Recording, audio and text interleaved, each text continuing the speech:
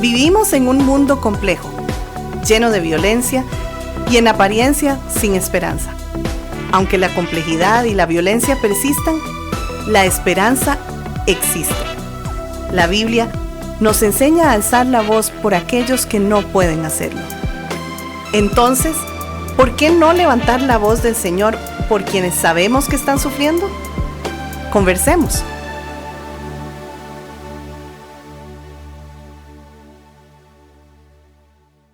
La relación humana más significativa es definitivamente con el ser de Dios, y es muy claro que al afectarse esta relación por la decisión humana de querer vivir independientemente de su voluntad, es decir, pecado, como lo señala la Escritura, pues se afectan sus demás relaciones. Sobre esta premisa vamos a compartir este día el título Las actitudes relacionales en el triángulo dramático, que vamos a explicar en este podcast, mi hermano, para que juntos empecemos a hablar de este tema tan interesante. ¿Cómo estás? Muy bien, gracias. Y es un tema realmente muy interesante. Creo que generará incertidumbre o curiosidad esa expresión, el triángulo dramático. Claro, claro. Y vamos a ver un poco de qué trata este asunto, ¿verdad? Hablas entonces del gran problema de la autonomía humana, separado de Dios. Es un gran problema, ¿verdad? Querer vivir independientemente del Señor. Y de la insana autonomía, ¿verdad? Correcto. Bien, sí. La insana autonomía. Autonomía, claro. Sí. Y es un problemón vivir lejos de Dios.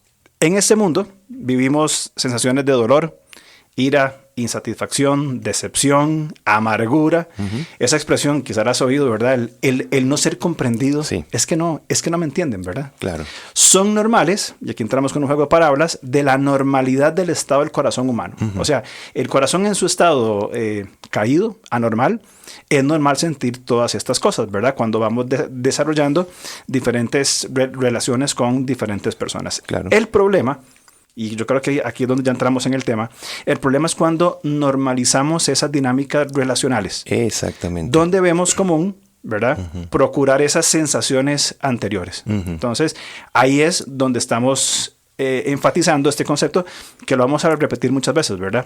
Uh-huh. El triángulo dramático. Exacto. Bien, que es el precursor, es lo que prepara el camino para la violencia relacional. Exacto. Uh-huh. Está excelente la manera en que estás hablando, porque hablas de nuestra experiencia humana. De lo que vimos día a día. Sí, y nuestra experiencia relacional. Uh-huh.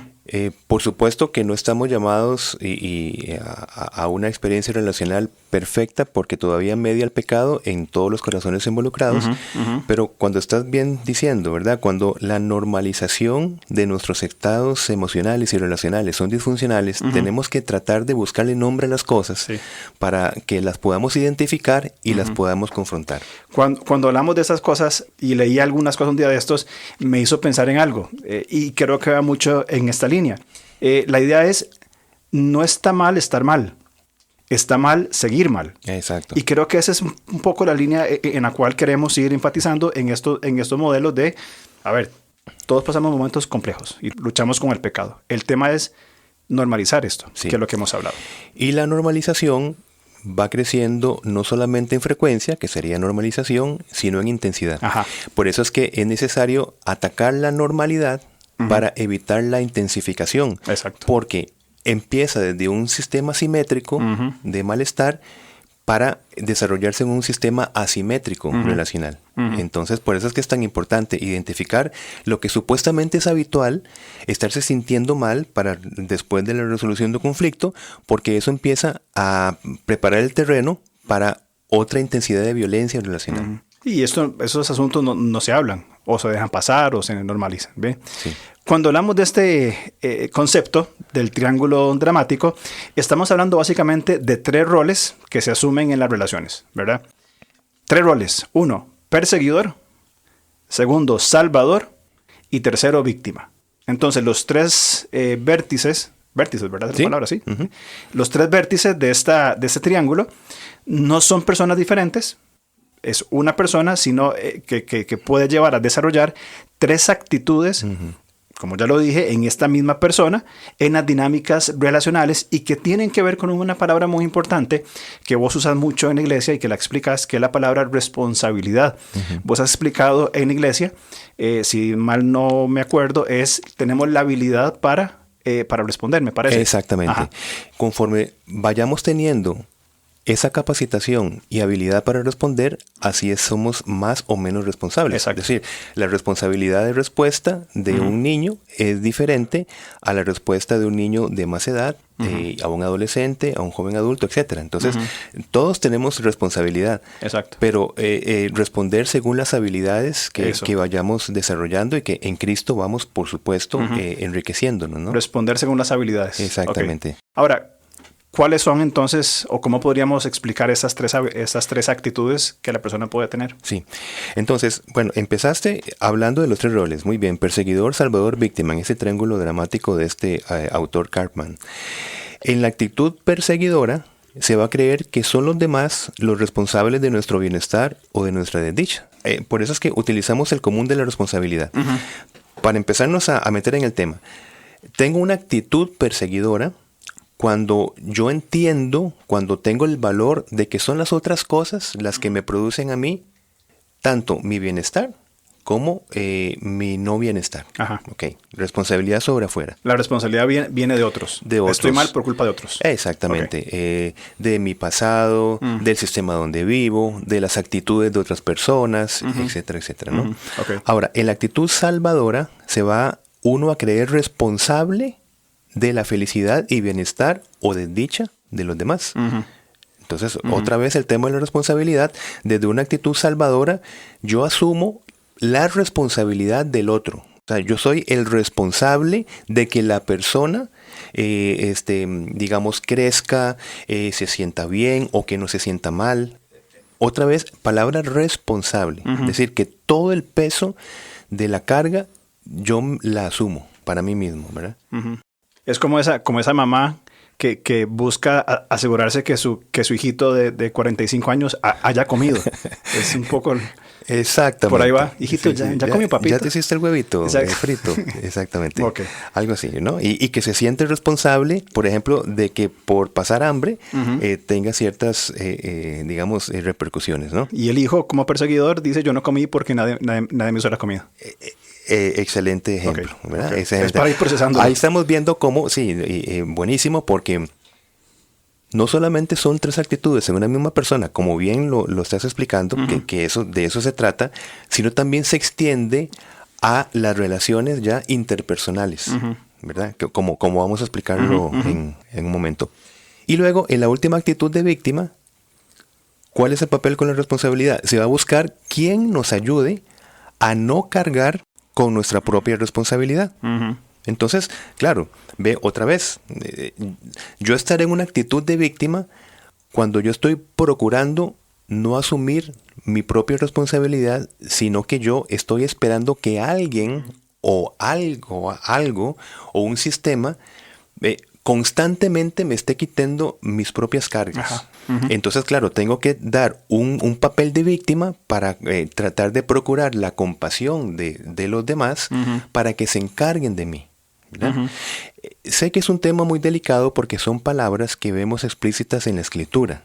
Evidentemente es una maravilla la operación del Espíritu Santo en nuestro corazón, donde nos lleva a compadecernos, a empezar a mirar la necesidad de otros. Pero por eso es que vamos a utilizar 3 programas para tratar de llegar a una línea importante. Es muy importante eso que estás diciendo porque no es nuestra intención que se malinterprete y que descartemos los principios cristianos de compasión, de misericordia, de bondad, de ayuda, de sacrificio, servicio. de ayuda, servicio, todos estos. Sí. Pero el problema, y creo que, no sé si estás de acuerdo conmigo, el problema es cuando está en una relación disfuncional o se usa en esta dirección. Ahí es donde principios muy piadosos, muy propios de la fe en Cristo, que naturalmente fluyen desde un amor propio correcto, entendido amor propio como dejándonos amar por Dios. Exactamente. Entonces, es ahí que son sanos. Totalmente. Son insanos dentro de un asunto disfuncional. Exactamente. Okay. Es aprender a ayudar bien. Aprender a edificar bien. Muy bien. Me gusta esa expresión, ayudar bien. Sí. Entonces, prácticamente toda interacción, mi hermano, disfuncional, toda interacción disfuncional tiene lugar si uno permanece en el triángulo dramático. Ok. Bien, entonces, en esta disfuncionalidad, en este triángulo dramático, empecemos a hablar del perseguidor. Sí. ¿Ok? Entonces, vamos a detallar los 3 roles en los cuales podemos, por nuestra propia naturaleza pecadora, asumir en las relaciones personales, ¿verdad? Es algo que ponemos sobre la mesa de entrada. Sí. Pero también es interesante notar que pasamos por cada uno de ellos con mucha rapidez y mucha facilidad. Exactamente. Aunque siempre va a haber un predominante. Es decir, vamos a suponer que yo soy una persona que asume actitudes de perseguidor y comienzo a desarrollar este rol de perseguidor, ¿verdad? Y creo, ¿verdad?, que los demás son responsables de mi bienestar. Y comienzo en esa actitud. Cuando me frenan, paso en cuestión de microcentésimas al papel de víctima. Exactamente. Entonces, es que nadie me ayuda, yo intento, pero es que nadie me ayuda. Entonces, pero el predominante probablemente sea el perseguidor. Exactamente. Sí, Okay. Eso es muy importante entenderlo. Entender lo que nosotros pasamos. Cuando nosotros estudiamos hace muchos podcasts atrás, ¿verdad?, las consecuencias de la violencia psicológica, una de las consecuencias en la persona que está siendo más afectada es que asume una culpa falsa. La persona, tras de que está recibiendo el maltrato, se pregunta, bueno, ¿qué estoy haciendo mal? Entonces ve como una actitud perseguidora que empieza, por supuesto, como vamos a ver, a tener una mayor intensidad de maltrato y de desvalorización de las otras personas.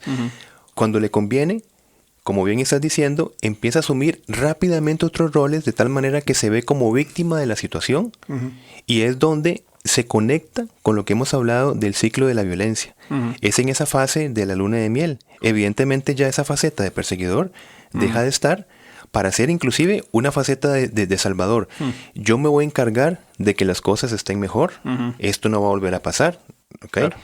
Porque si me dejas, ¿verdad?, entonces mi mundo no tendrá sentido, me muero, exactamente, faceta de víctima. Entonces ves cómo mientras se esté solucionando un conflicto dentro de los recursos del triángulo dramático, ese conflicto va a crecer en intensidad y en frecuencia. Y esto va a mantener la disfuncionalidad de la relación. Exacto. Entonces, como estamos viendo, ¿verdad?, desde el rol perseguidor estamos pendientes de los demás, pero desde aspectos siempre negativos. Que yo creo que hay la diferencia con lo que mencionabas al principio, ¿verdad? Exactamente, exactamente, correcto. Es la actitud. Por supuesto que tenemos que estar como Jesús llevaba a sus discípulos a ver la necesidad. Se dan cuenta que no tienen que comer, por ejemplo. Ya ustedes observaron esto. Nos enseña a ver, tener una visión diferente. Pero bien, desde este rol perseguidor vemos, pero lo acompañamos de desaprobación, de crítica, de juicio, queriendo que los demás cambien o se comporten según nuestros propios deseos y valores. Entonces, ¿qué pasa? La ayuda, entre comillas, del perseguidor se va a asumir desde un superior, es decir, yo como perseguidor, a un inferior. Entonces, yo ayudo porque el otro es un inferior. Ya desde esa cosmovisión estamos mal. Totalmente. Pero bien mal. Bastante mal. Bastante mal. Entonces ves que por eso es que estamos hablando de ayudar bien. No puedo ayudar primero desde una actitud desproporcionada, ¿verdad? Yo ayudo porque soy aquí el que sabe qué es lo que se tiene que hacer. Y en esa ayuda, si se me discute, entonces va a haber problema. Claro. Imagínate qué tipo de recursos se pueden usar ahí, ¿verdad? Y más, supongo, acá estoy simplemente suponiendo, más cuando se mezcla con otras actitudes. Vamos a ver, con una actitud, por ejemplo, de un abusador, de una persona con un trastorno narcisista u otros trastornos, es más complejo todavía esta dinámica disfuncional. Sí. Ahora, Pablo en Colosenses 3:16 dice que la palabra de Cristo habite en abundancia en vosotros, con toda sabiduría, enseñándoos, y esta palabra es muy importante, amonestándoos unos a otros, con salmos, himnos, canciones espirituales, cantando a Dios con acción de gracias en vuestros corazones. ¿Por qué citamos esto? Porque se explica el hecho de colocar la palabra de Dios en la mente del otro. Esta palabra amonestar es muy interesante porque implica que el rol de, valga la redundancia, de amonestar, no es el concepto nuestro popular de pegarle una regañada, ¿verdad? Decirle 3 o 4 cosas. Y ponerme como ejemplo. Es que yo y es que vos. Sino que tiene como rol decir, voy a colocar la palabra de Dios en la mente de la persona y ahí se deja la obra para que cada quien responda de acuerdo a lo que trata con el Señor, ¿verdad? Y esto va a servir entonces de consuelo, ánimo, sabiduría, disciplina, etcétera, ¿verdad? Y el punto pasa entonces, que creo que es lo que estabas hablando anteriormente, no colocar nuestras propias opiniones para el fundamento de la vida de otras personas. Exacto. Que a veces las personas en dinámicas disfuncionales o el perseguidor, ¿verdad? Impone, esto es lo que tenés que hacer, esto es lo que tenés que comer, así tenés que... No ese es el concepto propio, que de hecho vos lo mencionaste al principio, el gran problema de vivir lejos de Dios. Exactamente. Imponiendo mi justicia. Sí, exacto. Está muy bien. Y luego, bueno, estamos hablando evidentemente de los mismos sospechosos de siempre, ¿verdad? Poder y control, sí. ¿Verdad? En todo lo que es la violencia sí. relacional, ¿verdad? Entonces, este poder y control del perseguidor, que somos todos nosotros, ¿verdad? Porque como va a decir Juan, mire, ustedes si piensan que no son pecadores son unos mentirosos, ¿verdad? Estamos hablando de nosotros mismos. Exactamente. ¿Verdad? Porque igual cuando hablamos de esto, yo no estoy pensando en aquel o en aquella, estoy pensando en mis interacciones, porque en tanto yo sea observador de la normalización de esta actitud para yo responder ante el estrés, porque estos roles es cuando nosotros respondemos en un momento de estrés, en un momento donde necesitamos tomar un rol específico para resolver una situación. Pero tomamos de la bodega equivocada. Tomamos de la bodega de estos tres roles, perseguidor, salvador o víctima. ¿Ves? Entonces, mientras estamos con esa actitud, no vamos a madurar relacionalmente hablando. Entonces, nada más iba a aportar. Claro. Porque mantiene la disfuncionalidad en la relación. Totalmente. No se saca nada bueno de ese triángulo dramático. Entonces, por eso es que es tan importante que lo podamos entender, lo estamos entendiendo por partes, para que lo sepamos identificar en nosotros mismos y crezcamos en esa concientización de cómo nosotros asumimos nuestras relaciones, que la podemos normalizar desde hace 30, 40, 50 años, no sé. Y uno dice, bueno, caramba, he convivido yo con esa actitud y por tanto, mis consecuencias relacionales, ¿verdad? Exacto. ¿Y cómo me afecta esto? ¿Cómo vivo yo mi vida? Lleno de enojo, de ira, de ansiedad, de etcétera, ¿verdad? Entonces, bien. Entonces, ¿qué se necesita en el rol de perseguidor? Llevar al otro a un estado de insignificancia. Entonces, es un tema muy importante. Y esto me lleva a pensar que tengo el derecho que la otra persona satisfaga mis propias necesidades, ¿verdad? Muy bien. Entonces, a la vez, el abandono relacional nos va a causar un auténtico terror. Pero la paradoja es seguir tratando a nuestros seres queridos como pertenencias en vez de como personas. Exacto. Y no digamos otra vez que esto, sí, yo conozco un caso. Mira, exactamente. Miremos la viga en el ojo antes de ver la paja en el otro. Sí. Nada más antes de avanzar, mencionaste una expresión que me pareció muy interesante, un estado de insignificancia. ¿Cómo podríamos explicar brevemente esta frase? Sí, claro. Este concepto. Es muy importante. Creo que está dentro de lo último que se dijo, era la cosificación. Okay. Cuando yo miro al otro con unas propiedades, con unas capacitaciones, como la imagen de Dios en esta persona, también como está en la mía, entonces yo veo al otro como un igual, y no solamente un igual, sino como un complemento. Cuando yo veo insignificancia en otro, todo lo que acabo de explicar se desprecia. La otra persona no tiene la capacidad de complementarme, de edificarme, no tiene la oportunidad de crear conjuntamente conmigo algo y yo con la otra persona para algo. ¿Ves? Entonces, para mí es una persona que no aporta a mi vida y donde yo soy el único que aporta en la vida de los otros, ¿verdad? Gracias, nada más para tener bien claro el concepto. Sí. Entonces, en esta descripción del perseguidor, a ver, voy a aplicar lo que dijiste. Para nosotros, si caemos en esta actitud, ¿verdad?, de perseguidor, el mundo es estricto, es perfeccionista, ¿verdad? Nunca se alcanza el nivel exigido, es demasiado alto. Es dicotómico, o blanco o negro. Jamás existen tonos grises, ¿verdad? Es lo correcto o lo incorrecto, amigo o enemigo. Exacto. Estamos hablando de la relación. Entendemos que en otros aspectos hay cosas definidas correcto e incorrecto, ¿cierto? Sí. La Biblia dice, en el contexto que estamos hablando, relacional. Sí, en el modo en que yo veo las cosas. Es que imagínate lo que es vivir en una inflexibilidad. ¿Ves? Pensando que las cosas son, como esa palabra que usaste, las cosas son dicotómicas. O lo uno o lo otro. Claro.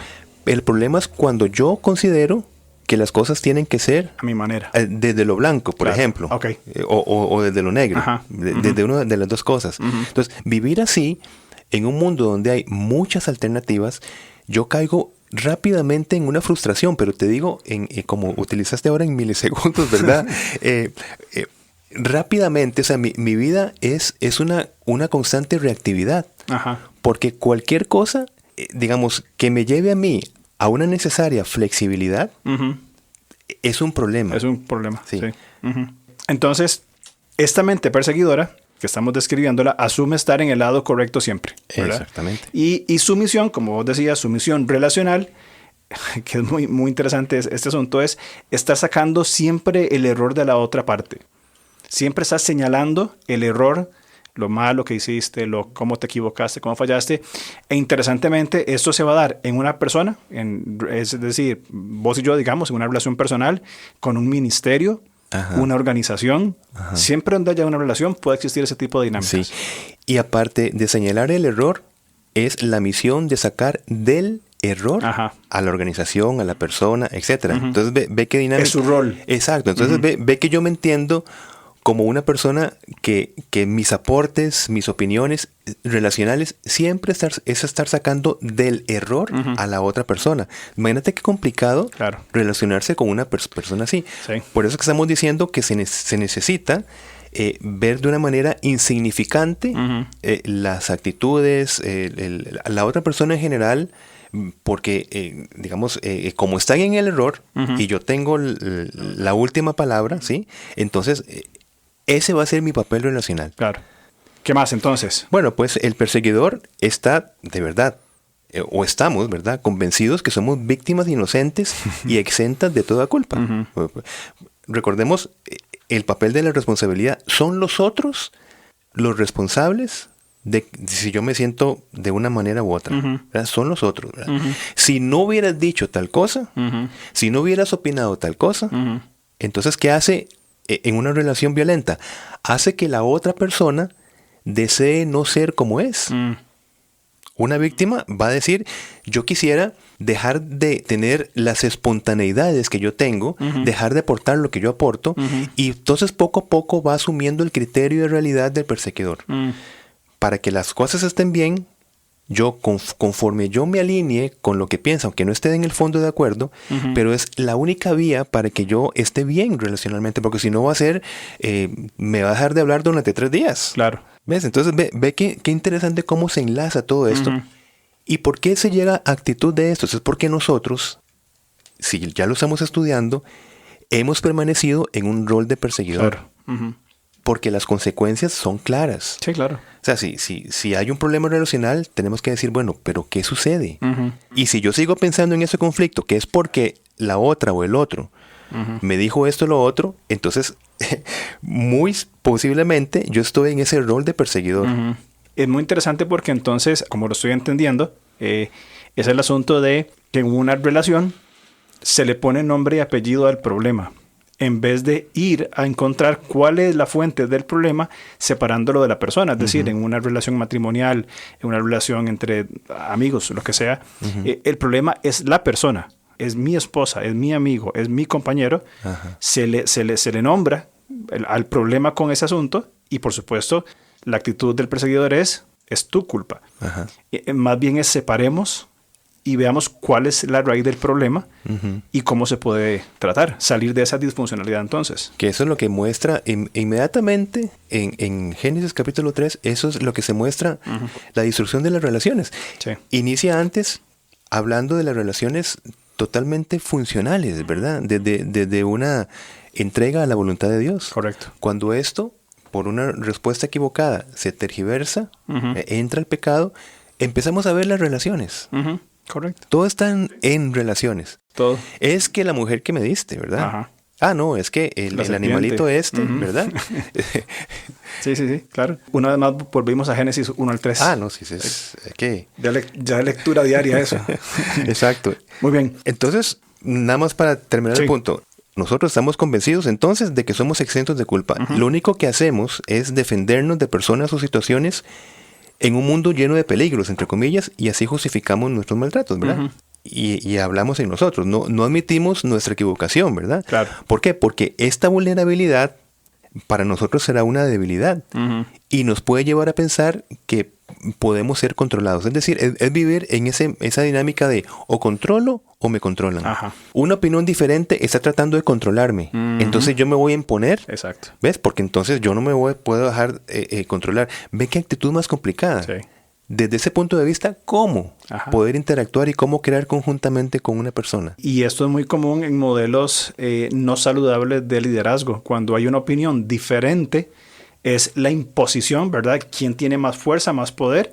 Y no la creación conjunta. Exacto. De poder escuchar y sentir, ok, voy a escuchar a 1, 2, 3 personas que piensan diferentes y cómo podemos crear conjuntos, ¿verdad? Que creo que en nuestras dinámicas hemos descubierto en nuestra iglesia, y siempre me encanta poner ese ejemplo, que somos personas muy diferentes. Sí. Somos 4 personas, un muchacho de 20 y tantos de años, vos y yo y otras personas más.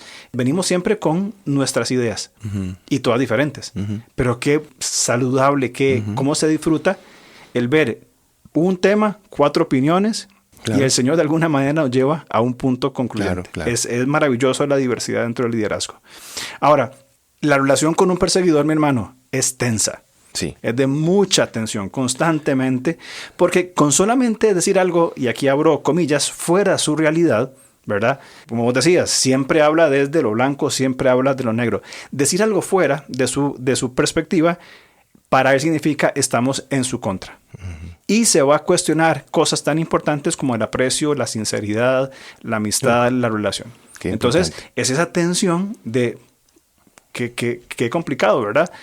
Voy a cuidarme con lo que voy a decir para no provocar al perseguidor. Exactamente. Es complicadísimo, muy tenso. Exacto. O sea, estás diciendo algo, pero importantísimo.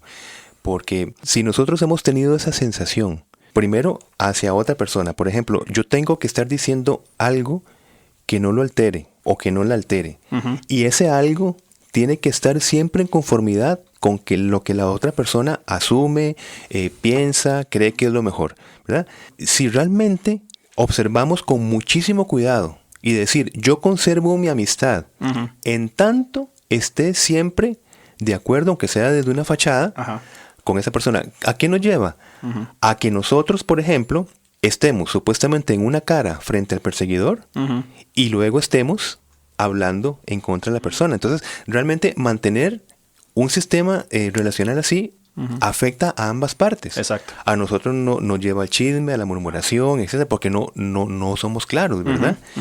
Entonces, eso es importante. Y luego, para terminar, si yo valoro mis amistades con respecto a aquellos que están de acuerdo conmigo y yo tengo un círculo de decir, claro, yo me he dado cuenta que las personas que más cerca de mí son las personas que piensan como yo. Ajá. Qué casualidad. Qué casualidad, ¿verdad? Entonces, ves, yo empiezo a observarte que ¿será que me he mantenido en una actitud predominante de perseguidor?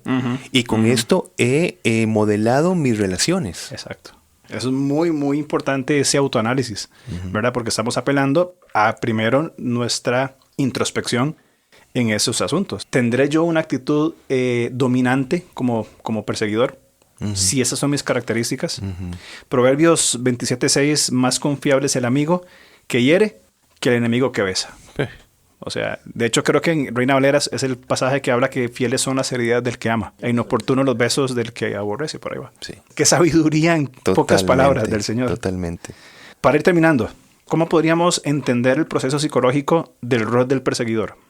Bien, un perseguidor va a proyectar su propia ansiedad hacia, y pongo comillas, enemigos externos, ¿no? Que pueden ser la pareja. Imagínate qué paradoja. Claro. Ver la pareja como un enemigo. Como un enemigo. Como la película. Exactamente. Inclusive hasta mi misma mascota, una figura de autoridad. O sea, cualquier factor externo es el que me produce ansiedad. ¿Ok? Listo. El pastor de mi iglesia. El pastor de una iglesia, el hermano que colocó una palabra de edificación en mi mente, pero va en contra de mis propios valores. Entonces es un tipo amenazante o una tipa amenazante. Sí. Ve qué complicado esto. Proyecta su ansiedad hacia enemigos externos. Exactamente. Entonces, ¿y por qué? Pues para poder culpar a alguien, ¿verdad? Por lo que el mismo perseguidor siente. Todos excepto asumir mi propia responsabilidad. Por eso el tema de responsabilidad. Entonces, por estar viendo enemigos externos, se deja de ver dentro de nosotros mismos y desarrollamos la necesidad de encontrarnos con un Salvador. Ese es el punto. ¿Cómo salimos de ese estado de ansiedad? Por medio de alguien que nos salve. Claro. ¿Ves? Ahora, si ese alguien que nos salve, en medio de la ansiedad o en medio de otras cosas, resulta ser, como vamos a ver después, una pareja o una persona cuya predominante es salvadora, mi hermano, entramos acá en el capítulo de esas habituales relaciones altamente peligrosas y disfuncionales donde se junta un perseguidor y una salvadora. Ahí es caos total. Caos total, la tormenta perfecta. También entonces se tiende hacia la proyección, que fue algo que vos ya habías mencionado, ¿verdad? Por ejemplo, cuando se califica al otro como egoísta e irresponsable, sucede que se arroja sobre el otro el propio egoísmo y responsabilidad. Exactamente. Es que mi esposa, es que mi pastor, es que etcétera, es que él está en su error, proyectando su error ahí. Exactamente. ¿Verdad? O sea, básicamente descarga toda responsabilidad sobre otra persona. Exactamente, exacto. Y bueno, y por esta hiperreacción externa, como estoy explicando, no se va a asumir la responsabilidad de haber originado nosotros mismos tal situación. O dejamos de ver nuestra contribución en el conflicto. Que es muy saludable cuando tenemos un conflicto. Qué importante es empezar desde nosotros mismos. ¿Qué he aportado yo en esa situación? Entonces es importante empezar desde dentro para empezar a tratar lo de afuera. ¿Qué es lo que no hace un perseguidor? Asumir responsabilidad. Totalmente. O sea, vos y yo tenemos un conflicto. El perseguidor buscaría proyectar, si yo fuera perseguidor, proyectaría, es que Ervin nunca, tal cosa. Exacto. Lo que está sugiriendo es, ok, Alonso, ¿cuál es su responsabilidad? Ajá. ¿Por qué tuvo el conflicto? Exacto. Que es lo que mencionamos al principio, que es un asunto de responsabilidad. Sí. Y por eso es que la palabra nos dice, mira, deja tu ofrenda y ve. Ajá. Ve y reconcíliate. Pero que lo importante es que deja abierta, por lo menos desde la manera en que yo lo interpreto, no especifica si yo tengo más peso en la situación o no. Es que simplemente tengo que procurar el reparar lo que tenga que ser reparado. ¿Verdad?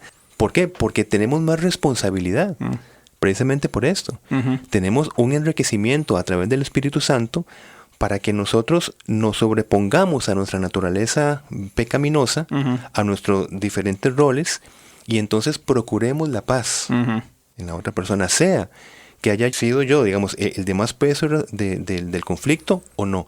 Porque yo no puedo dejar en la otra persona un corazón herido y resentido. Claro. Ese es el punto. Claro, no podemos tener esta relación y venir a ofrecer adoración al Señor. Claro. Ahora, esta persona que asume la actitud de perseguidor parece siempre enojado y crítico, y esta postura parece o es confortable, normal y hasta quizá necesaria para que esta persona mantenga esa dinámica perseguidora. Exacto. Y obviamente, y creo que vos lo mencionas mucho cuando hablamos con los podcasts, comenzar a ver esas actitudes desde el noviazgo, porque ahí es donde en una relación de pareja se va a comenzar a notar ciertas banderas, ciertas luces, ¿verdad?, que tenemos que atender. Sí. El romanticismo propio de ese estado lo pasa por alto. Exactamente. Entonces, ay, es que es tan lindo. Sí, yo sé que es un perseguidor, pero es que es tan lindo, ¿verdad? Y obviamente. Sí, es muy importante, ¿verdad? La normalidad supuestamente es estar siempre hiperreactivo, molesto. Ese es el estado normal, que una persona dice, bueno, yo soy así, entre comillas. Y también se confunde términos y actitudes. No, es que él tiene un carácter muy firme. Sí. Es que él es muy fuerte en lo que cree. Sí. Es que no, es que él es muy serio. Entonces se van justificando actitudes perseguidoras. Entonces, terminemos esta primera parte. Y porque si no, seguimos. No, es que es interesante. Y de hecho vamos a continuar, si Dios lo permite, la próxima semana. Sí. También hay secuelas psicológicas para los otros que se relacionan con un perseguidor. Por ejemplo, acabar en un estado de confusión, con sensaciones de estar siempre equivocado, ¿verdad? De ser egoísta, de ser malagradecido. La secuela es en la otra persona. Entonces, que lo vamos a seguir hablando. Entonces, quizás, mi hermano, resumamos para terminar este podcast lo que ha sido esta explicación. Ok, noto una actitud de una crítica errónea. Creo que es muy buena la crítica sana, de buena discusión, que lleva buenos términos, pero es una actitud de crítica negativa. Exacto. Condenatoria, siempre apuntando a las falsas del otro, con el fin de controlar o tendiente a controlar la relación. Aquí en esa relación mando yo. Un complejo de superioridad tremendo. Sí. Bien, y nace, ¿verdad? O más bien atribuido del derecho de manejar la vida de otros. Yo, como soy tu esposo, tu papá, tu jefe, tu pastor, entonces yo puedo manejar tu vida. Exacto. Yo sé lo que es mejor para vos. Qué mal concepto, ¿verdad? Sí. De lo que es el rol hacia una oveja, como es el lenguaje común, ¿verdad? Sí. Yo tengo el control de la oveja. Cuidado con eso. Me tienen que pedir permiso. Mucho cuidado con eso, exactamente. Mucho cuidado. Hay muchas experiencias. Paréntesis en eso. Qué bueno es ver a una oveja, usando el término que usaste, equivocarse y luego estar al lado para ayudarle a corregir su error. Exactamente. Ahí yo creo que es donde encontramos parte esencial del pastorado. Pero bueno, también el esfuerzo para ser visto como una persona intachable, una persona ejemplar en todo, y rechazo a cualquier estado de vulnerabilidad. Yo no abro mis estados de vulnerabilidad, yo los mantengo cerrados porque no quiero que los demás vean que soy débil. Y para esto no se puede reconocer errores o carencias. Exactamente. Sí. Correcto. Bueno, muy interesante. Sí, muy bien. Acompáñenos, si Dios lo permite, la otra semana, porque vamos a continuar hablando de los otros roles que están también muy interesantes y necesarios. También de paso les recuerdo, 2 de noviembre tenemos nuestra conferencia Levanta 2024, que el tema va a ir por ahí, ¿verdad? Vamos a hablar sobre la codependencia, Exacto. Vamos a hablar mucho del triángulo dramático, más información en redes sociales, pero 2 de noviembre, Instituto de Lengua Española, San José, Costa Rica. Pueden escribirnos a nuestros números de teléfono, de WhatsApp, redes sociales, que todo está pues disponible acá en Spotify o en cualquier plataforma, y con gusto los atendemos, pero nos gustaría verlos y poder hablar más del tema. Claro que sí. Muy bien. Bueno, nos vemos si Dios lo permite. Gracias, mi hermano. Chao. Chao. Gracias por escucharnos. Estamos listos para seguir conversando a través de nuestras redes sociales. En Instagram, búsquenos como @levantacr. En Facebook, como LevantaCR. O contáctenos al correo alonso@levantacr.org.